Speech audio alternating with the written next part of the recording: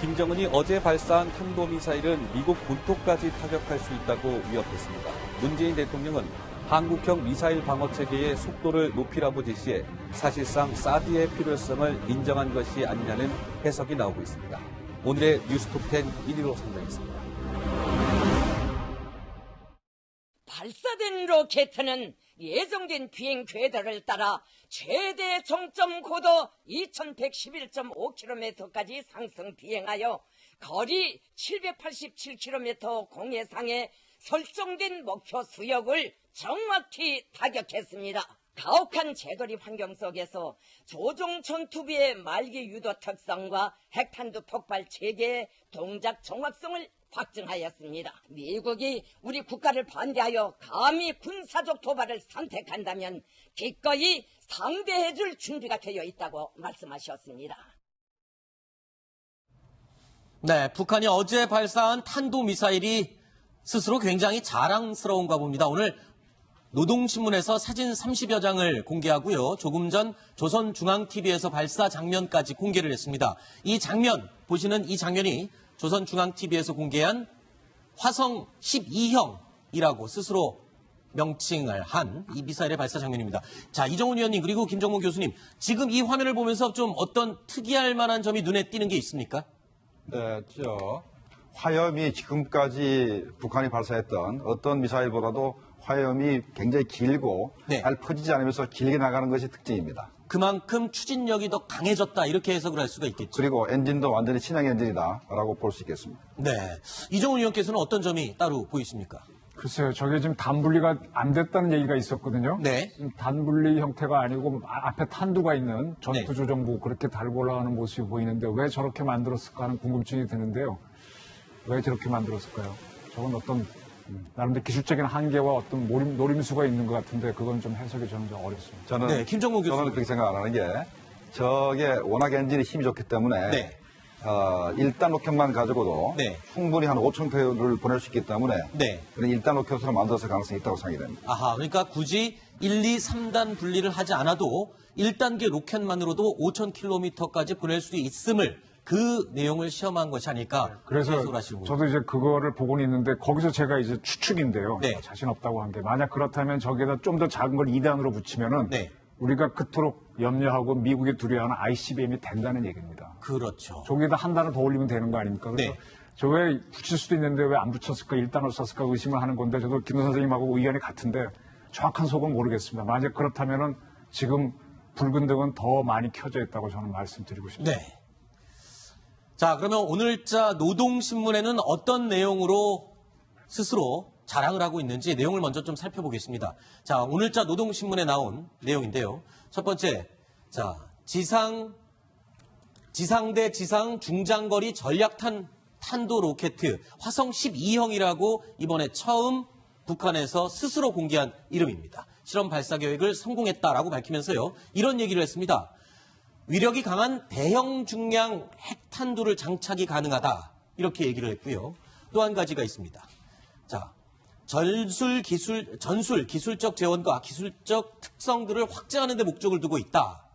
그리고 주변 국가들의 안전을 고려해서 최대 고각 발사 체제로 진행했다. 자, 먼저 첫 번째, 대형 중량 핵탄두 장착이 가능하다. 이건 어떤 의미를 갖고 있습니까? 김기호 교수님. 핵 무기가 미사일에 핵탄두가 장착돼서 날아가서 네. 이 전략 미사일을 쓰고 위력을 발휘하려 그러면은 요즘에는 최소한 20킬로톤 이상의 핵탄두가 달려야 됩니다. 네. 근데 지난번까지 5채 북한이 핵실험에서 진동으로 봤을 때, 진파로 봤을 때 약 한 10킬로톤에서 12킬로톤으로 판명을 했거든요. 네. 그래서 이번에 한 4월 20일 6차 핵실험을 해서 아마 최소한 20킬로톤 이상으로 하려고 그랬던 것 같아요. 네. 근데 그게 이제 미국과 중국의 협조로 막히다 보니까 이번에는 탄두가 무거우면 사거리가 못 날아가거든요. 네. 이번에 북한이 아까 하얀 거 올라간 거 있지 않습니까? 네. 북한이 스스로 말하는 고출력 엔진 발동기. 네. 그러니까 대출력 엔진을 발행해서 거기다가 위력이 강한 핵탄두를 달아가지고 네. 멀리 보내는 걸 실험하는 게 주 목적이었는데 그걸 성공했다 이거죠. 그렇군요. 대형 중량 그 그러니까 히로시마에 터진 게 15킬로톤이거든요. 네. 그걸 생각하면 그 이상의 위력을 발휘하는 대형 중량 핵탄두라 이거죠. 자, 대형 중량이라고 하면 보통 1톤짜리 지름 1m 정도의 핵탄두 크기다라고 알려져 있는데 그 정도면은 아까 말씀하신 20킬로톤 정도의 그렇죠. 최소한 우리가 이제 핵탄두를 미사일에 장착해서 실으려면은 무게는 1000kg 돼야 되고 네. 지름은 그 100cm 이하가 돼야 되거든요. 네. 대개 미국은 110kg까지 내려왔는데 500kg 내리 600kg에 60 내리 70cm 정도가 돼야 스쿼드 미사일부터 모든 탄두의 아하. 미사일에 다룰 수가 있거든요. 네네. 그렇군요. 자, 그런데 이 발사 시점에 대해서 해석이 분분합니다. 왜 지금 이 시점을 골랐을까? 이 부분에 대해서 여러 가지 의견이 있습니다만 김정보 교수님 먼저 네. 의견을 말씀해 주시죠. 어저께 아침 5시 27분에 쐈지 않습니까? 네. 어저께가 바로 중국이 야심찬 계획이 있었죠. 1대1로 정상회담을 전 세계에 각국에서 불러가지고 정상회담 잔치를 벌이려고 했는데 어제 쐈던 얘기는 네. 현재 핵미사일을 실험을 한 것은 그러니까 미국을 협박을 하는 것도 있지만 중국도 협박을 하는 겁니다. 네. 최근 들어서 북한 입장에서는 미국이 제재를 하는 건 덜 아픕니다. 그런데 중국의 제재는 굉장히 아프거든요. 네. 중국이 미국에 협조를 해서 북한에 협조를 하니까 우리가 니들이 아무리 우리 제재를 해도 우리는 우리 길을 간다. 그리고 우리가 우리의 그 미사일 영역이 미국을 직접 타격할 수 있는 능력까지 와 있다. 네. 라는 것을 과시하면서 미국과 대화를 좀 해야 될 테니까 중국 너희들이 우리 제재만 할 것이 아니고 앞장서서 북미 간 대화를 주선해라. 이런 어떤 정책 의미라고 저는 해석을 합니다. 네. 자, 그리고 이번에 발사한 화성 12형 이 미사일 같은 경우에는 지금 열병식 때 이미 공개가 된 것으로 지금 확인이 됐죠. 자, 그런데 이 미사일의 번호가 지읒자와 함께 쭉 새겨져 있습니다. 이게 지금 이름도 화성 12형이라는 이름도 처음 공개하는 거지만 이게 지금 열병식에서 처음으로 공개가 된 게 맞는 거죠. 그러니까 맞습니다. 지난 4월 15일 날 처음 요번에 쐈던 그 미사일이 처음 등장한 것은 바로 4월 15일이었습니다. 네. 그 당시에는 저게 어떤 미사일인지 이해를 못했습니다. 저게 KN-08의 개량형인지 네. 어떤 건 잘 몰랐는데 요번에 쏜 걸 보니까 KN-08의 개량형은 개량형인데 엔진이 완전히 바뀌었기 때문에 완전히 새로운 미사일이 아닌가라고 이제 판단을 하고 그래서 한미연합군 측에서는 저걸 KN-17로 명명을 했답니다. 네. 사실 이게 지금 14일 날 그러니까 어제 새벽에 발사한 미사일이 이렇게 돼 있습니다. 지읒 1183-1851. 이 숫자는 뭘 의미하는 겁니까? 지읒과 숫자. 글쎄요. 난수인가요? 저건 뭐 알 수가 없는데 네. 우리도 왜 군부대 가면은 1257 부대 뭐 이렇게 많이 하듯이 네네. 저기도 아마 그렇게 그걸 붙인 게 아닌가. 그 생산 공장이나 뭐 부대, 그 위장 명칭이겠죠. 네. 그 추정을 해보면은 지난번에 왜 그 천안함 폭침했을 때도 거기 글씨 쓴 거 보고 우리가 그렇죠. 북격거리는 거 알았지 않습니까? 네.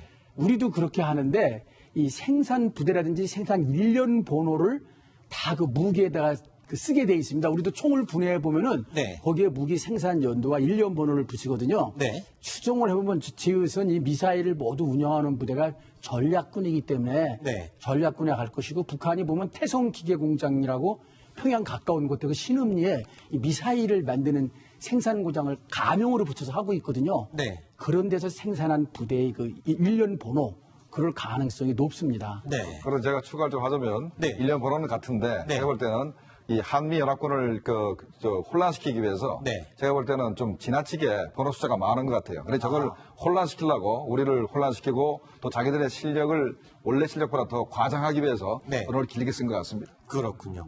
자, 그러면 어제 시험 발사한 미사일이 그동안 최근에 언론에 몇 번 보도가 된 적이 있는 KN-17이라는 IRBM 미사일이 있습니다. 이 지대 한 미사일이냐 지대 지 미사일이냐 이거 갖고 얘기가 추측이 난무했었는데 그러면 어제 발사 미사일이 이 KN-17과 같다라고 보면 되는 건가요? 그러니까 지난번에 신포에서 미사일을 발사했지만 워낙 초기에 실패했고 네.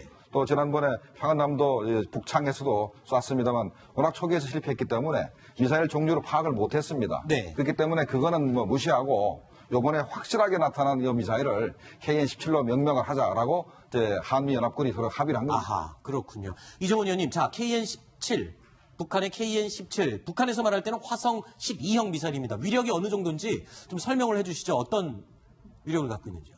글쎄요, 지금 북한이 발표하기에는 대형 핵탄두를 달 수 있다고 그랬습니다. 네. 2012년도에 북한이 핵실험했을 때 핵탄두를 소형화, 그다음에 경량화 그렇게 표현했었거든요. 근데 이번에 네. 왜 대형화를 했을까라는 게 저는 의심점인데요. 네. 대량 생산할 수 있는 소량화는 이미 다 끝났고 ICBM에 올릴 수 있는 그런 탄두를 운반할 수 있는 걸 만들었는데 이번엔 주변 국가를 고려해서 IRBM급으로 고각 발사를 했다. 따라서 추가로 2단을 붙이면 ICBM이 될 수 있다라는 그런 자신감을 내비친 게 아닌가. 네. 그래서 상당히 저는 위급한 상황이 최악의 상황에 대비해야 된다는 말씀 드리고 싶습니다. 자, 그리고 지금 얘기가 많이 되고 있는 부분이요. 이 고각 발사라고 해서 직각에 가까운 83도 각도로 쏴 올려서 하늘까지 2,000km까지 상공으로 올라갔다가 떨어졌다라고 지금 확인이 되고 있습니다. 그러면 2,000km까지 올라갔다 내려왔다 그러면 대기권 밖을 나갔다가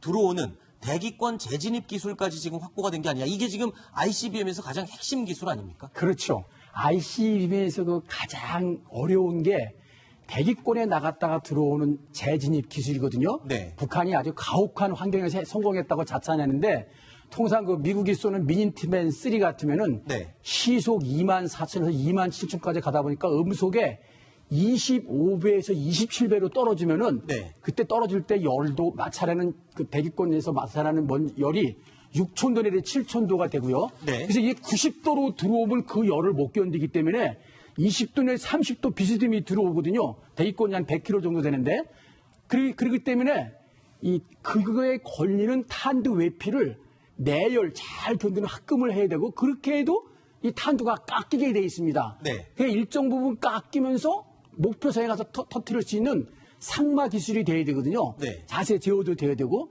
근데 지금 북한이 이번에 쏜 걸 보면은 거리가 한 그 2,000km 고도의 3내리 4바가 거리가 되니까 약 한 5,000km라고 가정을 하면은 마하 한 15 정도 되거든요. 네. 그러려면 마하 한 24, 25, 27 가려면 지금보다 거리가 2배나 3배, 2배는 더 가야 되거든요. 네. 그러려면 그 설정한 온도에서 그걸 견디는 걸 하려면은 또 다른 실험은 필요하지만 현재 단계에서는 그래서 상당히 진전해 와 있다. 네. 그리고 정확한 거는 떨어지는 자리에 그 해상에 분석 산단이 있어가지고 그 재원을 다 평가해야 되는데 현재의 고도와 거리와 그 속도를 가지고는 ICBM을 가려면 조금 더 필요하다. 네. 그렇지만 상당히 지금 근접했다. 이런 자, 것입니다. 그리고요, 중요한 게 이 어제 고각 발사, 그러니까 직각에 가까운 83도로 발사를 해서 700여 킬로미터를 날아갔지만 이 각도를 조금만 낮추기 시작하면 그 거리가 기하급수적으로 늘어난다면서요. 자, 그래서 이 그림을 보고 설명하겠습니다. 자, 어제 ICBM 발사한 게요. 고도 2,000km 올라갔다가 떨어지는, 그러니까 대기권 재진입 기술을 확보할 가능성이 있는 거냐라는 얘기를 방금 나눴다면요. 이게 각도가 낮아질 경우에 어디까지 날아가는지 다음 그림을 보면서 설명을 드리겠습니다. 자, 첫 번째. 어제가 이렇게 떨어진 거죠. 고도 2,000까지 올라갔다가 떨어진 안쪽으로 떨어졌죠. 동해에 떨어졌습니다. 1,500. 예. 동해에 떨어졌습니다.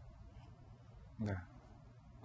각도를 조금씩 낮출 경우에는 점점 사거리가 길어지는 거죠. 네. 그렇죠. 네. 네, 알라스카까지 가려면 한 5,000km 정도를 가야 되는데 이 화성 12형이 충분히 날아갈 수 있는 그런 성능을 갖췄다. 이렇게 지금 분석이 되고 있습니다. 예, 그렇게 평가를 하죠. 지금 현재 만약에 탄두가 500km 정도면은 알라스카로 총을 때릴 수 있고 그래서 한 5,500km까지는 그 사거리가 된다고 이제 평가를 하고 할 수가 있고 만약에 탄두가 1톤 정도 된다 그러면 한 4,500km까지밖에 못 갈 겁니다. 그래서 현재 어저께 쏘았던 그 미사일은 사거리가 4,500에서 한 5,500 사이가 된다라고 이제 우리가 판단하고 있습니다. 네. 자, 그런데 ICBM하고 IRBM 이 두 가지가 계속 이야기 중에 나오다 보니까 좀 혼란스러운 것 같습니다. IRBM과 ICBM의 구분 기준은 어떻게 됩니까? 그 미사일이 이 장거리냐, 중거리냐, 단거리냐 이걸 따지는 첫 번째 기준은 거리에 있습니다. 거리를 통상 그 5,500km를 기준으로 해서 그 이상을 넘어가면은 대륙을 넘어간다 그래서 인터컨티넨탈 발리스틱 미사일, 그래서 장거리 대륙간 탄도미사일 ICBM이라 그리고 거기에 못 미치는 중거리는 ILBM이라 그럽니다. 5,000km 미만은. 그렇게 보면 또 아까 그 대기권에 떨어지는 속도도 있고 네. 아까 말씀을 못 드렸는데 이 목표 지점 탄착점에 떨어질 때 그 공산 오차가 있습니다. 그것이 무려 한 4km, 3km, 2km 되면은 원하는 목표를 정확히 가격은 못 하는 거거든요. 미국의 미니트맨 3 같으면은 100m 안에 떨어뜨리거든요. 네. 근데 북한은 아직까지는 그 거리는 좀 못 맞춘 것 같습니다. 아하. 지금 이거를 정말 새로운 소식 하나 좀 저도 뭐 확인할 수 없는 건데 들은 이야기를 좀 전해드리겠습니다. 지금까지 북한이 북창이나 이쪽에서 쏘면서요, 내륙에서 네. 쏘면서 북한 내륙에서 폭발이 됐어요. 네. 그래서 우리는 실패다, 뭐 EMP 탄이다 여러 가지를 얘기했는데 최근에 어떤 분이 그런 얘기를 하시더라고요. 그 공중 폭발한 위치가 함경북도 특정 지역인데 그쪽이 뭔가 하면은 바로 일부러 그쪽에서 폭발시켰다는 거예요. 그 밑에는 잔해들을 조사할 수 있는 시설들을 장비들을 준비하고 있었답니다. 지금 북한이 지금 러시아 방향으로 동해 쪽으로 저거 이번에 걸 떨어뜨렸는데 네. 원래는 그쪽에 가서 북한 배들이 이걸 낙탄하는 걸 지켜보면서 다 점검을 해야 되는데 그런 것들이 미국의 방해, 우리의 방해, 러시아 방해 때문에 안 되니까 네. 자기네 영토 내에 떨어지게 하는 함경부터 특정 지역입니다. 네네. 그래서 충분히 실험을 한 다음에 이번에 바다로 쐈다는 겁니다. 그래서 우리가 지금까지 북한이 공룡 폭발할 때마다 실패다라고 했던 건 그게 아니고 거기서 어떤 탄두를 터뜨리거나 하는 그 성능을 실험해보고 이번에 실제로 바다로 쐈다는 해석이 나올 수 있습니다. 예, 저도 그 이종원 의원에 동조하는데요. 네네. 거기서 재원을 다 산출해서 지난달에 3번 쏘지 않았습니까? 그랬죠. 근데 2월 달에는 500km 이미 급식탱이 날아갔거든요. 네네. 그때 재원을 산출해가지고 그때는 이제 굉장히 위험한 시기고 막 미국, 중국이 와서 그러니까 그래서 나는 내 갈 길 간다 해서 이번엔 딱 일본 배타적 경제지역에 안 떨어지게 하고 러시아 가까이 떨어질 수 있게. 네. 그러니까 북한의 미사일 기술이 상당한 수준에 와 있다고 좀 위기의식을 좀 가져야 될 것 같습니다. 그러니까 지난달에 3번의 실패를 하고 이랬다라고 해서 그냥 무시할 수준이 아니라 그렇죠. 원한다면, 마음만 먹는다면 원하는 각도로 제어를 할 수도 있고 그리고 거리도 위치도 다 제어를 할 수 있을 정도의 기술을 확보했다. 그 이렇게 제어까지는 조금 보는 게 제어하려면은 그 위성을 운용해야 되고 네. 또 하나는 프로그래밍 할 때 그 별에서 위치를 스타 센서를 네, 가지고 네. 받아야 되고 또 하나는 관성 항법에 의해서 날아가서 단분리를 1단, 2단, 3단 한 다음에 관선에 의해서 날아가고 GPS 조종이 되는데 북한이 요즘에 많이 발달한 게 GPS 유도를 하기 때문에 아하. 예, 많이 이제 그 가까이 왔다고 봐야 될 것 같습니다. 그렇군요. 자, 그리고 아까 ILBM급이지만 ICBM에 가까운 그렇죠. IRBM이다라고 말씀해 주셨는데 그만큼 사거리가 늘어나면 어느 정도 위험한지 저희가 한번 그림으로 한번 표현을 해봤습니다. 자, 지금 이게 IRBM에서 그러니까 말하자면 구형 스커드 미사일 때부터 노동 그리고 이 IRBM, ICBM 그렇게 구분을 해봤습니다. 스커드 미사일은 지금 자 대한민국 우리 남한을 공격하기 위한 딱 사거리를 가지고 있고요. 또 노동 미사일은 사거리가 1,300km 정도로 일본 전역을 공격할 그렇죠. 수 있는 거리를 갖고 있습니다. 그리고 IRBM이 이제 무수단급과 ICBM 중간이라고 생각을 한다면 무수단은 3,000km, 미국령인 괌까지 도달할 수 있고요.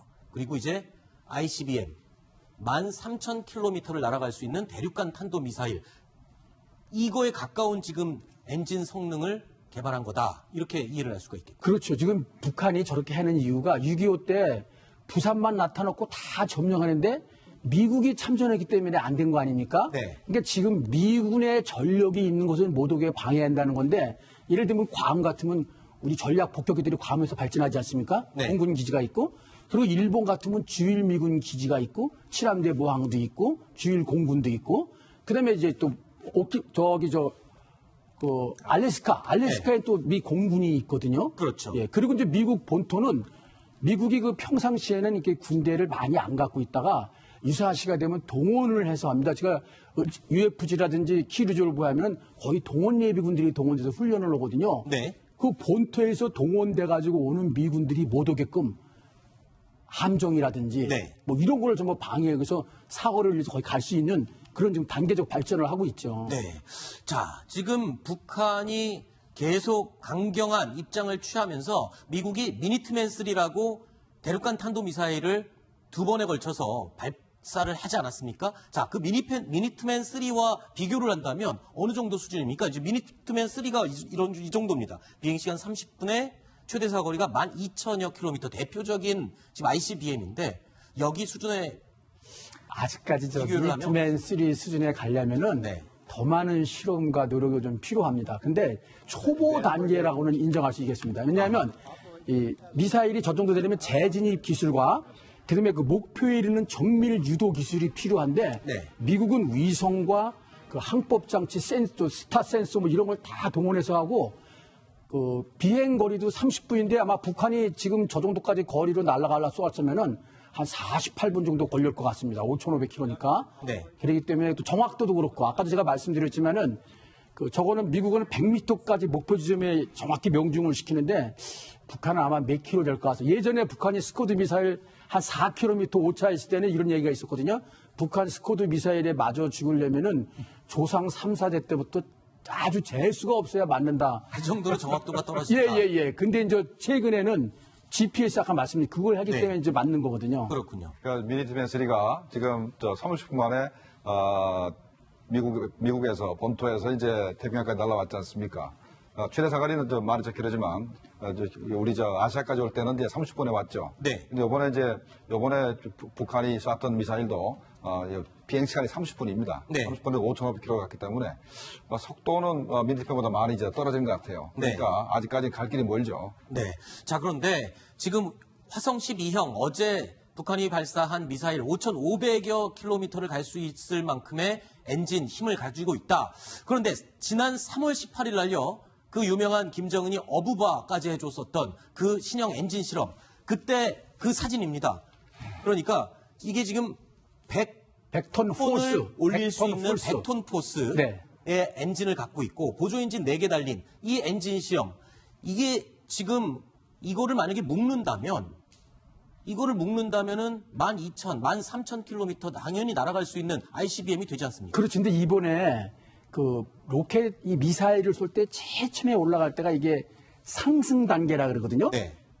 거기 때 어려운 게 단 분리 기술입니다. 네. 그러니까 이번에 1, 2, 3단을 안 되는 거 봐서는 아직까지 그 ICBM으로 하는 단 분리에는 기술상 그 의문이 있지 않았나 싶은 생각이 들어요. 네. 제가 단분리 기술은 충분히 확보가 됐습니다. 벌써 광명성으로 쏘면서 그다음에 이제 북극성 아니, 새로운 엔진에 의한. 그러니까 새로운 엔진에서 그렇지만 어쨌든 단분리 기술이 충분히 확보됐기 때문에 네. 만약에 요번에 쐈던 1단 미사일에다가 2단 미사일을 노동 미사일 엔진을 더 단다든가 하면은 아마도 진짜 ICBM이 될 것 같습니다. 예. 아하. 그러니까 지금 ICBM 기술에 거의 한 발짝 거의 다 다가갔다. 거기- 이렇게 지금 보면 되나요? 내가 이렇게 신발을 만들어도요. 네. 저희 아이들 키울 때 보니까 뭐 뉴발랑스나 뭐 나이키를 신겠다 그러는데 네. 그렇게 어려운 시절에는 고무신도 신을 수 있지 않습니까? 신에 신는 거를.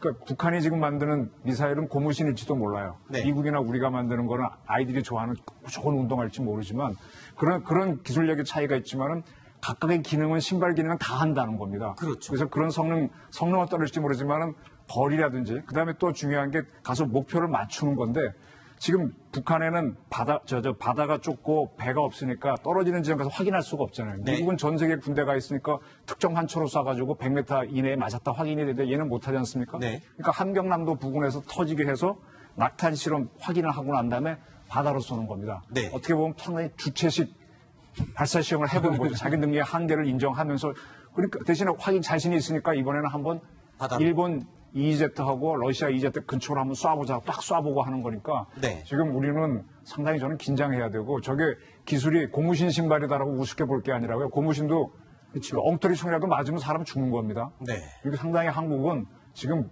비상배를 울려할 시기입니다.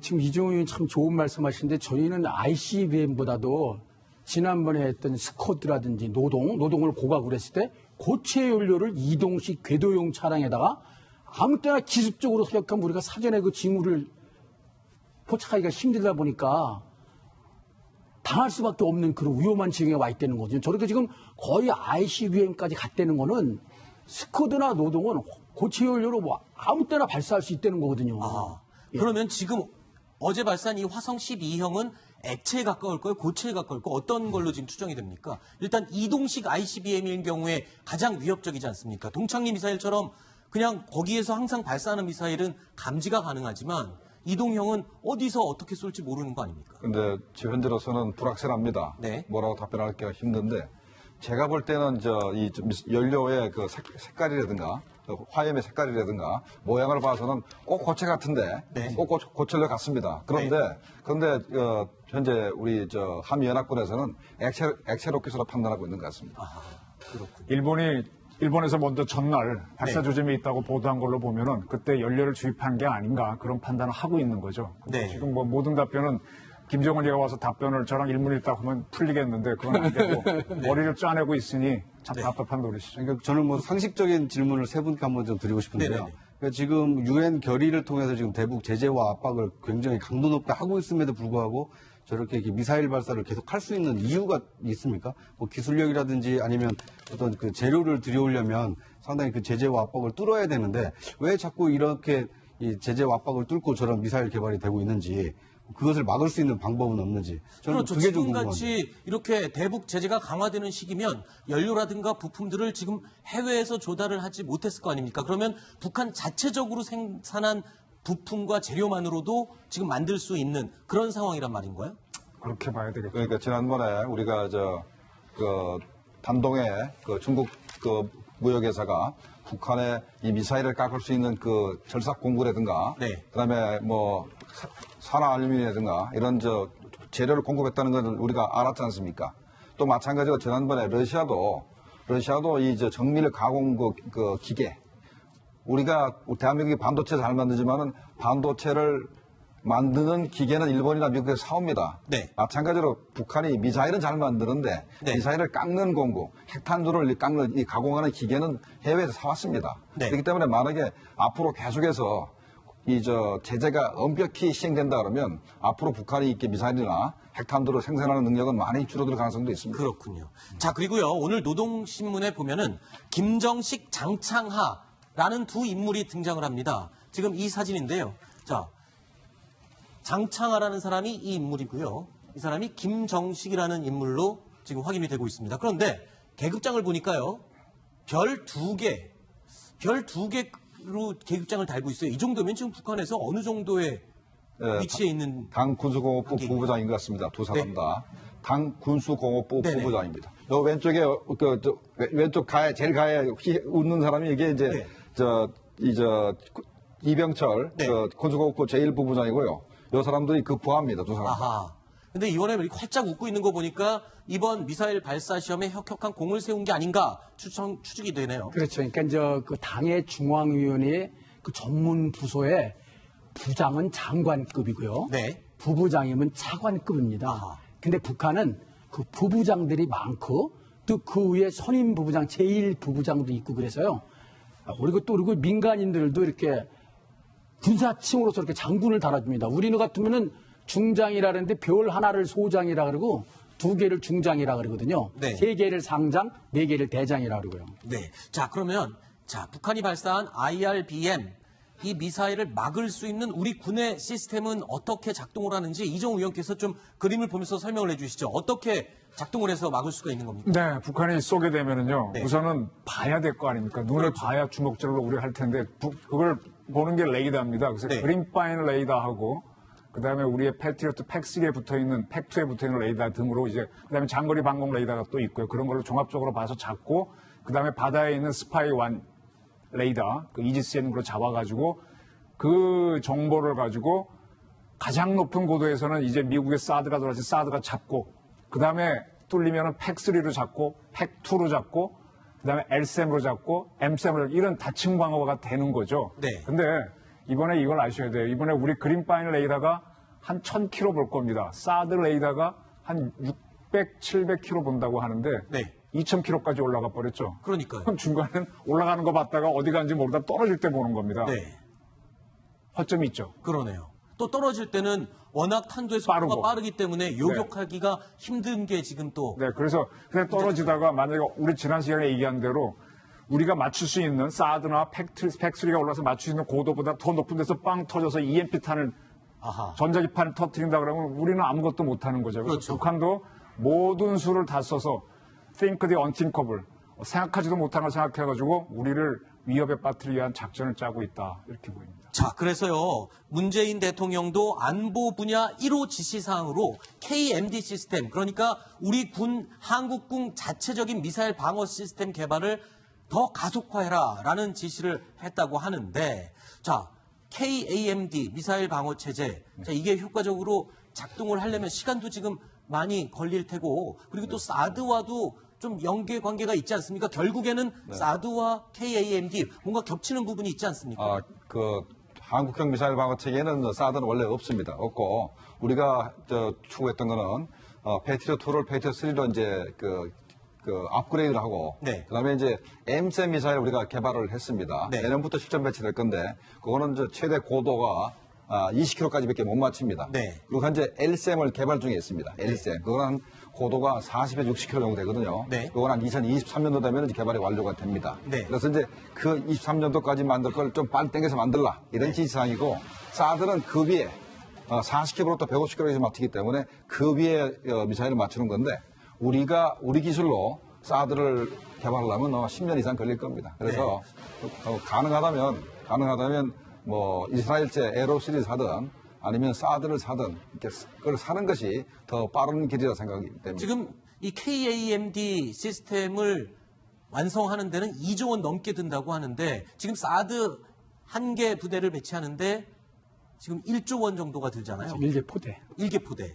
근데 그 미국은 그 사드 레이더 외에 우주 기반 위성이라든지 정지 기반 위성, 저궤도 위성이 미사일 탄도의 궤적을 지구 반대편까지 다 보고 있기 때문에 네. 어디에서 교격하면 된다는 그 레이더하고 연동해서 알려주지만 네. 우리는 이지스라미 레이더나 그린판 레이더 있다 그래가지고 위성이 없기 때문에 네. KAMD 뭐 L셈이나 M셈을 갖춘다 하더라도 완벽하게 요격할 수 있다는 장담을 하기가 어렵고 된다 하더라도 2022, 2023년에 될지 안 될지 몰라서 네. 이 문제는 더 검토가 필요합니다. 사실 기술적인 문제에서. 저는요, 이 한국형이라고 네. 하는 K자 들어가는 이 애국심 호소하는 방어 전략을 버려야 된다고 봅니다. 아하. 우리가 지금 이런 모든 시스템을 다 개발할 수도 없고요. 미국은 대한민국보다 한 20배 이상 더 많은 국방비를 써서 MD를 만들었습니다.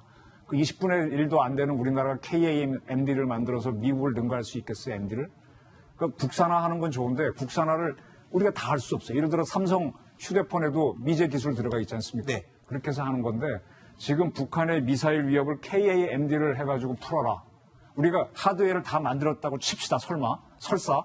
근데 그 미사일이 날라오는 정보를 잡아줘야 되는데 아까 말한 것처럼 우리는 1000km밖에 못 가는데 2000km까지 올라 떨어지게 되면 그걸 잡을 수 있는 건 위성밖에 없잖아요. 우리는 위성이 없단 말이에요. 그렇죠. 그 위성을 다 깔려면 국방비가 우리 20배를 더 내야 돼요. 그래서 결국은 독자적인 안보를 하는 게 아니라 동맹 안보를 하는 건데 네. 지금 이 KAMD를 빨리 서두르라. 물론 해야 됩니다. 해야 되는데 여기에 방점을 짓는 국방정책에 가게 되면은 우리는 어떤 더 많은 국방비가 너무 비용이 되어서 모순에 걸리게 된다. 네. 이거를 정책하시는 분들은 정확하게 봐주시길 바랍니다. 네. 제가 짧게 하면 이정호 의원이 정말 동조하면서 왜 일본이 우리보다 기술이 많은데 MDA에 가입해가지고 사드 체제를 도입하겠습니까? 네. 일본은 위성도 있는데 네. 이게 종합적이고 우주에서부터 다 지구가 동그랗게 공면이기 때문에 네. 사실 우리나라 그린판이나 이지스함은 1분이나 2분 뒤에 추적이 가능합니다. 네. 왜냐하면 지구 저쪽에서 올라오기 때문에 미국 거는 적외선으로 탐지하니까 발사 즉시 위성에서 탐지가 가능하거든요. 알겠습니다. 자, 문재인 대통령은 후보 시절에도요, 북한이 이 무조건적인 북한과의 대화는 없다라고 밝힌 바가 있습니다. 그 토론 회의의 내용을 들어보시겠습니다. 북한이 핵을 동결하고 그다음에 그 토대 위에서 핵 폐기를 위한 협상 테이블에 놓은다면 저는 그 단계에서는 개성공단을 제기하고 또 금강산 관광도 제기할 수 있다고 생각합니다. 6차 핵실험 여전히 가능성이 남아 있습니다. 만약에 북한이 6차 핵실험을 강행한다면 이 적어도 남북 간에 또 상당 기간 동안 대화는 불가능해집니다. 북한 스스로가 고립과 어려움을 자초하는 길이다라는 것을 제가 강력하게 권해대해서도 경고를 해두는 바입니다. 6차 핵실험을 감행하지는 않았지만 그에 버금가는 위력으로 지금 대륙간 탄도 미사일에 근접해 있는 기술로 위협을 하고 있습니다. 지금 문재인 대통령도 자, 북한의 태도 변화 없이는 대화가 없다. 이런 강경한 입장으로 지금 완전히 돌아섰죠. 그렇습니다. 어제 NSC 상임위원회를 이제 주재를 하면서 이 안보에는 여야도 없고 전 정권, 현 정권도 없다라는 것을 이제 과시를 한 거고요.